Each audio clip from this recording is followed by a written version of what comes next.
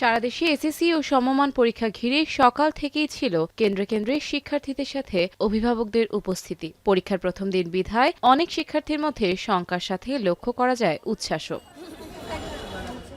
চট্টগ্রাম শিক্ষা বোর্ডের অধীনে ৫ জেলায় ২১৮টি কেন্দ্রে ১,৩০,৭২৪ জন পরীক্ষার্থী অংশ নেয়। পরীক্ষার্থীরা জানান প্রশ্নপত্র সহজ হয়েছে, পাশাপাশি সার্বিক ব্যবস্থাপনা নিয়ে সন্তুষ্টির কথা জানান অভিভাবকরা। নকলমুক্ত পরিবেশে পরীক্ষা সম্পন্ন করতে নেওয়া হয় সব ব্যবস্থা।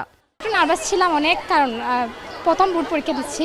পরীক্ষা বেশ ভালো হয়েছে, প্রশ্ন এতটা কঠিন করেনি। অনেক ভালো করছে, ইজি করছে, অনেক সব লিখতে পারছি, ফুল আনসার করতে পারছি।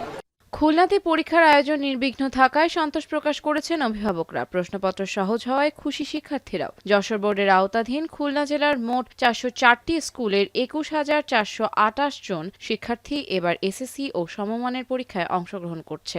পরীক্ষার প্রশ্ন অনেক সুন্দর ছিল, গোছানো ছিল এবং সহজ হয়েছে। কোশ্চেন অনেক স্ট্যান্ডার্ড আসছে আর এমসিকিউটা অনেক সহজ আসছে।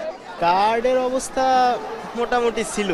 রাজশাহী শিক্ষা বোর্ডের ৮ জেলায় ২৭৪টি পরীক্ষা কেন্দ্রে মোট ১,৭৭,৭০৯ জন শিক্ষার্থী পরীক্ষায় অংশ নিয়েছে। এমসিকিউ কঠিন হলেও পরীক্ষা ভালো হয়েছে বলে জানান শিক্ষার্থীরা। সিলেটে ২২৫টি কেন্দ্রে ৯৭৩টি শিক্ষা প্রতিষ্ঠানের শিক্ষার্থীরা অংশ নিয়েছেন। কোনো অপ্রীতিকর ঘটনা না ঘটলেও লোডশেডিং অভিভাবকদের জন্য বাড়তি দুশ্চিন্তার কারণ হয়ে দাঁড়িয়েছে। যদিও সার্বিকভাবে পরীক্ষা ভালো হয়েছে বলে জানায় শিক্ষার্থীরা। ২০১৭ সালের পর এবার সিলেট বোর্ডে সর্বনিম্ন পরীক্ষার্থী ছিল ৮৯,৪২১ জন।